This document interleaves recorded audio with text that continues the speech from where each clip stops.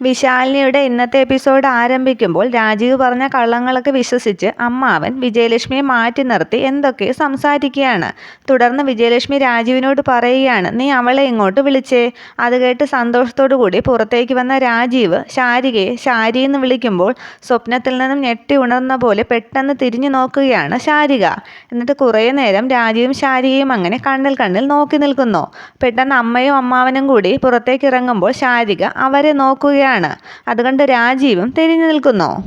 ദേഷ്യത്തോടു കൂടി ഡി എന്ന് വിളിക്കുകയാണ് വിജയലക്ഷ്മി. അന്നേരം കുനിഞ്ഞു തന്നെ നിൽക്കുന്ന ശാരികയോട് വീണ്ടും വിജയലക്ഷ്മി ചോദിക്കുകയാണ്, എന്താ ഞാൻ വിളിച്ചത് നീ കേട്ടില്ലേ? കേട്ടു എന്ന് പറയുമ്പോൾ വിജയലക്ഷ്മി പറയുകയാണ്, എന്നാലേ അതിന് മറുപടി പറയണം.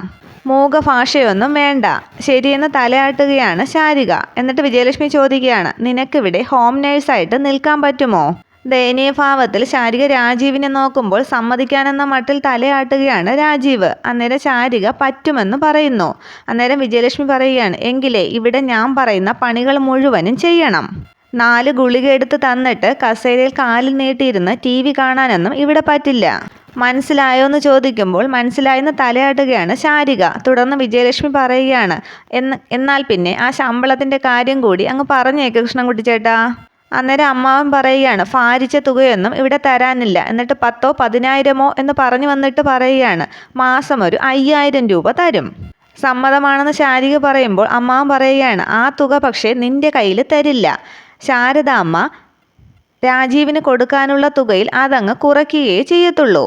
അത് മനസ്സിലാകാതെ ശാരിക രാജീവിനെ നോക്കുമ്പോൾ ഒന്ന് തലയാട്ടി കാണിക്കുകയാണ് രാജീവ്. അന്നേരം മനസ്സിലായില്ലേടി എന്ന് അമ്മാവൻ ചോദിക്കുന്നു. ആയെന്ന് ശാരിക പറയുമ്പോൾ വിജയലക്ഷ്മി പറയുകയാണ്, പിന്നെ ഏറ്റവും പ്രധാനപ്പെട്ട ഒരു കാര്യമെന്ന് പറഞ്ഞാൽ ഞാനും നീയുമായിട്ട് യാതൊരു മുൻപരിചയവും ഇവിടെ ഉണ്ടായില്ല. പ്രത്യേകിച്ച് രാജീവുമായിട്ട്. പഴയതൊന്നും നീ മനസ്സിൽ വച്ചുകൊണ്ടിരിക്കണ്ട. നീ ഇവിടത്തെ ജോലിക്കാരി മാത്രമാണ്. അന്നേരം സങ്കടപ്പെട്ട് ദയനീയമായി രാജീവിനെ നോക്കുകയാണ് ശാരിക. ഒന്നും പറയാനാകാതെ രാജീവ് സങ്കടപ്പെട്ട് തന്നെ നിൽക്കുന്നു. അന്നേരം അമ്മാവൻ പറയുകയാണ്, എങ്കിൽ അടുക്കളയിലേക്ക് ചെന്ന് കയ്യോടെ പണി തുടങ്ങിക്കോ. അവിടെ ഒരു പെണ്ണിൻ്റെ പെരുമാറ്റം ഇല്ലാത്തത് കൊണ്ട് ആകെ അലങ്കോലമായി കിടക്കുകയാണ്.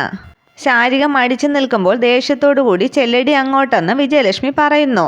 അന്നേരം രാജീവിനെ ഒന്ന് നോക്കുമ്പോൾ കയറാൻ പറയുകയാണ് രാജീവ്. അന്നേരം ശാരിക വലതുകാല് വെച്ച് അകത്തേക്ക് കയറുന്നു. തുടർന്ന് വിജയലക്ഷ്മി രാജീവിനോട് അധികം വിളച്ചിലൊന്നും എടുക്കരുതെന്ന് പറഞ്ഞേക്കാൻ പറയുകയാണ്. അത് തലയാട്ടി സമ്മതിക്കുന്നു രാജീവ്. മൂളിയാൽ മാത്രം പോരാ, അനുസരിപ്പിക്കുകയും ചെയ്യണം എന്ന് അമ്മാവനും പറഞ്ഞിട്ട് അകത്തേക്ക് പോകുന്നു. എല്ലാം കൂടി ആയപ്പോൾ ആകെ സങ്കടപ്പെട്ട് നിൽക്കുകയാണ് രാജീവ്.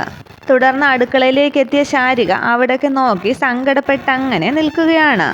തുടർന്ന് കാണിക്കുന്നത് അമ്പലത്തിൽ നിന്ന് അർജുൻ പ്രീതിയോട് പറയുകയാണ്, സുസ്മിത കാണിച്ചത് അബദ്ധമാണെങ്കിലും ശാലിനി ഗർഭിണിയാണെന്ന് അറിഞ്ഞത് നല്ലതായി. അത് നമുക്ക് ആ വീട്ടിലൊരു ബലമാണ്. നിന്നെ അവൾ സംരക്ഷിച്ചോളും, സത്യാമ്മ അറിയാതെ. എന്നിട്ട് പ്രീതിയുടെ നെറ്റിയിൽ തലോടിയിട്ട് വലിയ മുറിവൊന്നും ഇല്ലല്ലോ എന്ന് ചോദിക്കുകയാണ് അർജുൻ.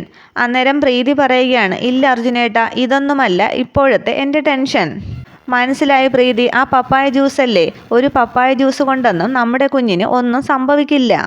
ഞാൻ ഡോക്ടേഴ്സൊക്കെ ആയിട്ട് കൺസൾട്ട് ചെയ്തായിരുന്നു. പഴുത്ത പപ്പായ കൊണ്ടല്ലേ ജ്യൂസ് അടിക്കുന്നത്, അതുകൊണ്ട് ഒരു കുഴപ്പവും ഉണ്ടാകില്ലെന്നാണ് അവരൊക്കെ പറഞ്ഞത്. പച്ച പപ്പായയുടെ കറ കൊണ്ട് ഗർഭിണികൾക്ക് ദോഷമൊക്കെ ഉണ്ടാകുമെന്ന് മുത്തശ്ശിമാരൊക്കെ ഒരുപാട് പറഞ്ഞിട്ടുണ്ട്. അപ്പോഴും അവർ പഴുത്ത പപ്പായൊക്കെ ഒരുപാട് കഴിച്ചിട്ടുണ്ട് എന്ന് തന്നെ പറയും. അതെല്ലാം കേട്ട് ഞാനങ്ങ് പേടിച്ചുപോയി അർജുനേട്ടാന്ന് പ്രീതി പറയുമ്പോൾ പ്രീതിയുടെ കൈ പിടിച്ച് ഒന്നുമില്ല മോളെ എന്ന് പറഞ്ഞ് ആശ്വസിപ്പിക്കുകയാണ് അർജുൻ. എന്നിട്ട് ചുറ്റും നോക്കിയിട്ട് അർജുൻ ചോദിക്കുകയാണ്, അല്ല എന്നെ ഇവിടേക്ക് വിളിച്ച് ആളിനെ കണ്ടില്ലല്ലോ. അന്നേരം പ്രീതി പറയുകയാണ്, തൊഴാനകത്തേക്ക് കയറിയിരിക്കുകയാണ്, ഇപ്പോൾ ആളെത്തും. അന്നേരം തൊഴുതിറങ്ങി വന്ന ശാലിനി ചോദിക്കുകയാണ്, അർജുനേട്ടന് എന്നോടുള്ള പിണക്കമൊക്കെ മാറിയോ? അന്നേരം അർജുൻ പറയുകയാണ്, പിണക്കമൊന്നുമല്ല, ചെറിയൊരു നീരസമുണ്ടായിരുന്നു, അത്രയേ ഉള്ളൂ. ആ ബാലചന്ദ്രൻ്റെ ഭാര്യയാകാൻ പോകുന്നു എന്നറിഞ്ഞപ്പോൾ. പക്ഷേ എല്ലാം ശുഭമായി തന്നെ പര്യവസാനിച്ചല്ലോ. ശാലിനിക്ക് കിട്ടാവുന്നതിൽ വെച്ച് ഏറ്റവും നല്ല ഭർത്താവ് തന്നെയാണ് വിഷ്ണു. കുറച്ച് എടുത്തുചാട്ടമുണ്ടെങ്കിലും അയാളുടെ മനസ്സ് മുഴുവൻ നന്മയാണ്. അത് കേട്ട് പ്രീതിയും പറയുകയാണ്, ഒന്ന് പറഞ്ഞു കൊടുക്ക അർജുനേട്ട, രണ്ടാളും തമ്മിൽ എപ്പോഴും അടിയാണ്. നേരാണോ ശാലിനി എന്ന് അർജുൻ ചോദിക്കുമ്പോൾ ശാലിനി പറയുകയാണ്, ഏയ് അർജുനേട്ടൻ പറഞ്ഞ പ്രശ്നം തന്നെ, എടുത്തുചാട്ടം. അർജുനേട്ടൻ അറിയാമല്ലോ, മറ്റൊരു നിവൃത്തിയും ഇല്ലാതിരുന്ന സാഹചര്യത്തിലാണ് എനിക്ക് വിഷ്ണുവേട്ടനെ വിവാഹം കഴിക്കേണ്ടി വന്നത്. പക്ഷേ ആ തീരുമാനം തെറ്റല്ലായിരുന്നുവെന്ന് കാലം ഇപ്പോൾ തെളിയിച്ചു. അർജുനേട്ടൻ പറഞ്ഞ പോലെ ആ മനസ്സ് നിറയെ നന്മയും സ്നേഹവും ഒക്കെയുണ്ട്. അത് കേട്ട് സന്തോഷിക്കുകയാണ് പ്രീതിയും അർജുനും. ഞാൻ എൻ്റെ മനസ്സൊന്ന് പാകമാക്കി ഒന്ന് സ്നേഹിക്കാൻ തുടങ്ങുമ്പോഴേക്കും എന്നെ ചൊടിപ്പിക്കാനായിട്ട് എന്തെങ്കിലുമൊക്കെ ചെയ്തു കൂട്ടും. പിന്നെ എങ്ങനെയാന്ന് ചോദിക്കുമ്പോൾ അർജുൻ പറയുകയാണ്, ദേ ശാലിനി, ഓരോ നിമിഷവും മരിച്ചുകൊണ്ടിരിക്കുന്നവരാണ് ഞങ്ങളൊക്കെ. ഒരു നിമിഷം കൂടുതൽ ജീവിച്ചു എന്നല്ല, മരണത്തിലേക്ക് അത്രയും ദൂരം കുറഞ്ഞു എന്ന് വേണം നമ്മളൊക്കെ കരുതാൻ. നാളെ നമ്മൾ ഉണർന്നെഴുന്നേൽക്കുമോ എന്നുപോലും നിശ്ചയമില്ല. അതിനിടയിൽ എന്തു വാശി? ആരോട് മത്സരിക്കാൻ? ഉള്ളിൽ സ്നേഹമുണ്ടെങ്കിലേ അത് പ്രകടിപ്പിക്കുക തന്നെ വേണം. കുടം കമഴ്ത്തി വെച്ച് ഉള്ളിൽ കത്തിച്ചു വെച്ചിരിക്കുന്ന മെഴുകുതിരി പോലെയാണ് പ്രകടിപ്പിക്കാത്ത സ്നേഹം. ആ വെളിച്ചം എങ്ങോട്ടും എത്തില്ല. അതുകൊണ്ട് ഇന്നത്തെ പുഞ്ചിരിയും പൂക്കളുമൊന്നും നാളത്തേക്കൊന്നും മാറ്റിവെക്കണ്ട. നാളെ എന്താണെന്ന് നമുക്കൊന്നും അറിയില്ലല്ലോ. എന്നിട്ട് പ്രീതിയെ ചേർത്ത് പിടിച്ച് അർജുൻ പറയുകയാണ്, നമ്മളെ നോക്ക്, കണ്ട നാൾ മുതൽ പ്രണയിച്ചുകൊണ്ടിരിക്കുകയാണ്, ഇപ്പോഴും അങ്ങനെ തന്നെ.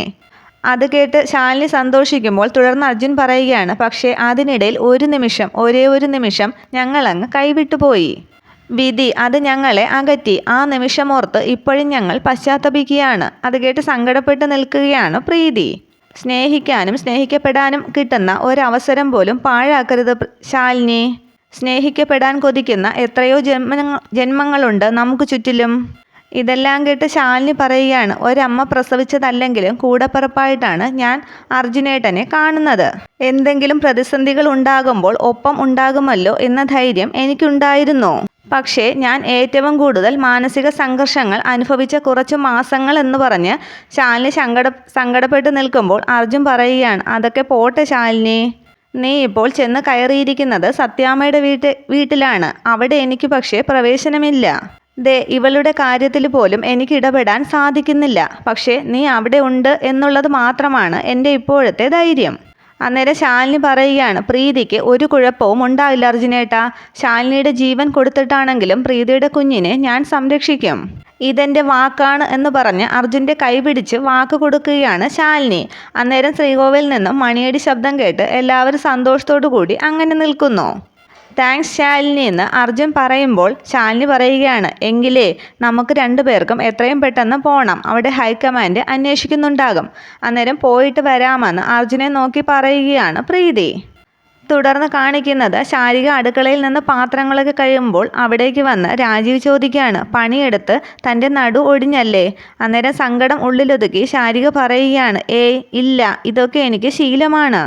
എൻ്റെ വീട്ടിലും ഞാൻ ഈ ജോലിയൊക്കെ തന്നെയാണ് ചെയ്തുകൊണ്ടിരുന്നത്. ശാലിനിക്ക് ശ്യാമയ്ക്കുമൊക്കെ പഠിക്കാനുണ്ടായിരുന്നല്ലോ. അമ്മയെ സഹായിച്ചിരുന്നത് ഞാൻ തന്നെയാണ്. ആകെ നിരാശപ്പെട്ട് രാജീവ് പറയുകയാണ്, ഇങ്ങനെയൊന്നും ആയിരുന്നില്ലടോ നമ്മുടെ വിവാഹത്തിന് ശേഷമുള്ള ജീവിതത്തെക്കുറിച്ചുള്ള എൻ്റെ സങ്കല്പങ്ങൾ.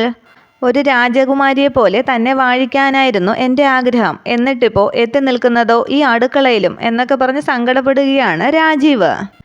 താലി കെട്ടിയ ഭാര്യയെ ഇതാണ് എൻ്റെ ഭാര്യ എന്ന് പറഞ്ഞ് കാട്ടിക്കൊടുക്കാനാകാതെ ഒരു ഹോം നേഴ്സായി വീട്ടിലേക്ക് കയറ്റി. ഇതാണിപ്പോൾ എൻ്റെ അവസ്ഥ. രാജീവിനെ ആശ്വസിപ്പിക്കാനായി ശാരിക പറയുകയാണ്, സാരമില്ല സാർ, എനിക്ക് ജോലിയൊക്കെ ചെയ്ത് നല്ല പരിചയമുണ്ട്.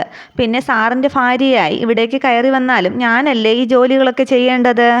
സാറിൻ്റെ അമ്മയെ സന്തോഷിപ്പിക്കുന്നതിൽ എനിക്ക് സന്തോഷമേ ഉള്ളൂ എന്ന് പറയുമ്പോൾ രാജീവ് പറയുകയാണ്, ഭാര്യയായി ജോലി ചെയ്യുന്നതിലും ജോലിക്കാരിയായി ചെയ്യുന്നതിലും വ്യത്യാസമുണ്ട്.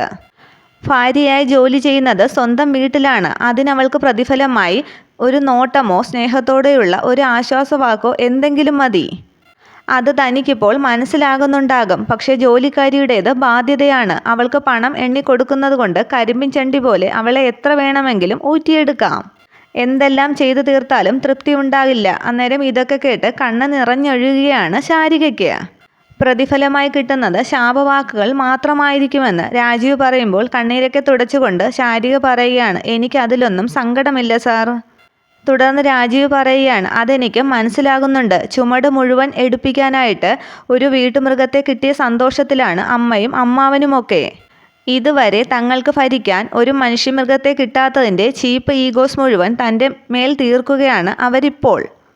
സാർ എന്തായി പറഞ്ഞു വരുന്നതെന്ന് ശാരിക ചോദിക്കുമ്പോൾ രാജീവ് പറയുകയാണ്, ഭർത്താവിൻ്റെ അമ്മ തരുന്ന നിലവിളക്കം കൈകളിലേന്തി ഈ വീടിൻ്റെ പടി കയറാനായിട്ട് തനിക്ക് ആഗ്രഹമില്ലായിരുന്നോ?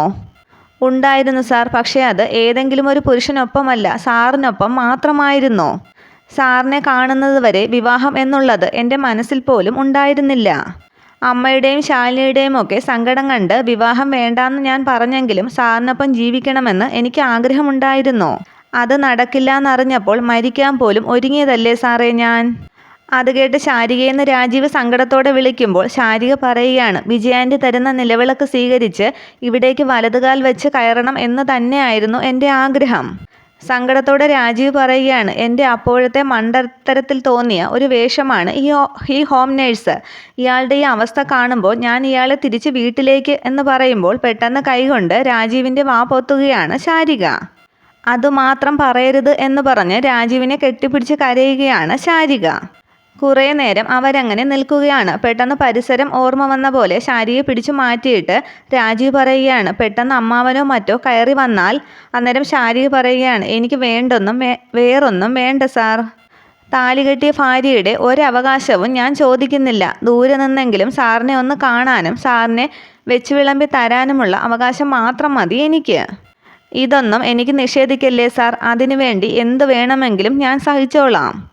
അന്നേരം ശാരികയുടെ കൈ പിടിച്ച് തന്നോട് ഞാൻ ഇതിനൊക്കെ എങ്ങനെയാണോ നന്ദി പറയേണ്ടതെന്ന് ചോദിക്കുമ്പോൾ വീണ്ടും രാജീവിൻ്റെ നെഞ്ചിലേക്ക് വീഴുകയാണ് ശാരിക. അന്നേരം പെട്ടെന്ന് വിജയലക്ഷ്മി രാജീവേന്ന് വിളിക്കുകയാണ്. ശാരിക പറയുകയാണ്, ദേ സാറിൻ്റെ അമ്മ വിളിക്കുന്നു. അന്നേരം വിജയലക്ഷ്മി എടി ശാരികയെന്ന് വിളിക്കുമ്പോൾ ദാ വരുന്നു എന്ന് പറഞ്ഞ് കണ്ണീരൊക്കെ തുടച്ചു പോവുകയാണ് ശാരിക. തുടർന്ന് കാണിക്കുന്നത് സന്ധ്യയ്ക്ക് സത്യഭാമയുടെ വീടിൻ്റെ ഉമ്മറത്തിരിക്കുന്ന ശാലിനിയെ ഫോൺ ചെയ്യുകയാണ് ശാരദാമ്മ. ഫോൺ എടുത്ത് ശാലിനി ചോദിക്കുകയാണ്, രാജീവ് സാറിൻ്റെ എന്തെങ്കിലും വിവരമുണ്ടോ അമ്മേ? അന്നേരം ശാരദാമ്മ പറയുകയാണ്, ഒരു വിശേഷമുണ്ട്, അത് പറയാനാണ് ഞാൻ വിളിച്ചത്. രാജീവ് സാറ് വന്ന് ശാരികയെ കൂട്ടിക്കൊണ്ടുപോയി. അത് കേട്ട് ആകെ സന്തോഷിച്ച് ശാലിനി ചോദിക്കുകയാണ്, അപ്പോൾ രാജീവ് സാറ് വീട്ടിൽ വിവരം പറഞ്ഞോ? പറഞ്ഞു എന്നാണ് എന്നോട് പറഞ്ഞത്. മകൻ്റെ മനസ്സ് ചിലപ്പോൾ വിജയലക്ഷ്മി മനസ്സിലാക്കിയിട്ടുണ്ടാകും. അന്നേരം ഈശ്വരാന്നും പറഞ്ഞ് ആശ്വസിക്കുകയാണ് ശാലിനി. തുടർന്ന് ശാരദാമ്മ പറയുകയാണ്, നമ്മൾ കുറേ പേടിച്ചെങ്കിലും അവസാനം ഇങ്ങനെയൊക്കെ ആയി തീർന്നല്ലോ. വിഷ്ണുമോനെ കുറ്റപ്പെടുത്തിയതും പഴി പറഞ്ഞതും ഒക്കെ ആലോചിച്ച് എനിക്കിപ്പോൾ കുറ്റബോധം തോന്നുകയാണ്. അത്രയൊന്നും വേണ്ടായിരുന്നു. വിഷ്ണുമോൻ ഇടപെട്ട് കല്യാണം നടത്തിയോണ്ടല്ലേ ഇപ്പോൾ ഇതെല്ലാം സന്തോഷമായിട്ട് അവസാനിച്ചത്. ഒരു 100 കോടി പുണ്യം കിട്ടും ആ മോനെന്ന് ശാരദാമ്മ പറയുമ്പോൾ ശാലിനി പറയുകയാണ്, അത്രയ്ക്കൊന്നും വേണ്ട, കുറച്ചങ്ങോട്ട് കുറച്ചേക്ക്. അന്നേരം ശാരദാമ്മ ചോദിക്കുകയാണ്, എന്താടി നീ ഇപ്പോഴും പിണക്കത്തിലാണോ വിഷ്ണുമോനോട്? വലിയ പിണക്കമൊന്നുമില്ല, എന്നാൽ വലിയ ഇണക്കവും ഇല്ല. അന്നേരം ശാരദാമ്മ ചോദിക്കുകയാണ്, ആ കുട്ടിയോട് നിനക്ക് ഇത്രയും പിണക്കം കാണിക്കാൻ എന്ത് ന്യായമാണെന്നാണ് എനിക്കിപ്പോഴും മനസ്സിലാകാത്തത്. നിന്നെ അവൻ സ്നേഹിച്ചു, അതിപ്പോൾ ഒരു കുറ്റമാണോ? യാദൃച്ഛികമായിട്ടാണ് നിങ്ങളുടെ കല്യാണം നടന്നതെങ്കിലും യഥാർത്ഥത്തിൽ നിങ്ങൾ തന്നെയായിരുന്നു കൂടിച്ചേരേണ്ടിയിരുന്നത് എന്ന് തന്നെയാണ് എനിക്കിപ്പോൾ തോന്നുന്നത്. ശാരികയുടെ വിവാഹം നടന്നു കിട്ടാൻ വേണ്ടിയായിരുന്നു നീ കല്യാണം കഴിച്ചത് എന്നല്ലേ പറഞ്ഞത്? ഇപ്പോൾ അവനുണ്ടാക്കിയ പ്രശ്നങ്ങളെല്ലാം പരിഹരിച്ച് അവൻ തന്നെ അവരുടെ കല്യാണവും നടത്തിയില്ലേ? നിന്നെ IASന് പഠിപ്പിക്കാമെന്ന് അവൻ പറഞ്ഞിട്ടുണ്ട്. പിന്നെ എന്താ മോളെ പ്രശ്നം? ഒന്നും മിണ്ടാതെ ശാലിനി ഇരിക്കുമ്പോൾ വീണ്ടും ശാരദാമ്മ പറയുകയാണ്, ദേ നോക്ക്, ശാരികയും രാജീവ് സാറും സന്തോഷമായിട്ടൊരു കുടുംബജീവിതം തുടങ്ങി. ഇനി നിങ്ങളും ഒത്തൊരുമയോടെ പോയാൽ അമ്മയ്ക്ക് അതൊരു സമാധാനമാണ്. എല്ലാം കേട്ട് സമ്മതിച്ച് ഫോൺ വെച്ച ശേഷം എന്തൊക്കെയോ ആലോചിച്ച് സന്തോഷിച്ചങ്ങനെ ഉമ്മറത്ത് തന്നെ ഇരിക്കുകയാണ് ശാലിനി. ഇത്രയും ആകുമ്പോഴേക്കും നാളത്തെ എപ്പിസോഡ് അവസാനിക്കുന്നു. വീഡിയോ ഇഷ്ടമായ ലൈക്ക് ചെയ്യുക, കമൻറ്റ് ചെയ്യുക. Okay, thank you.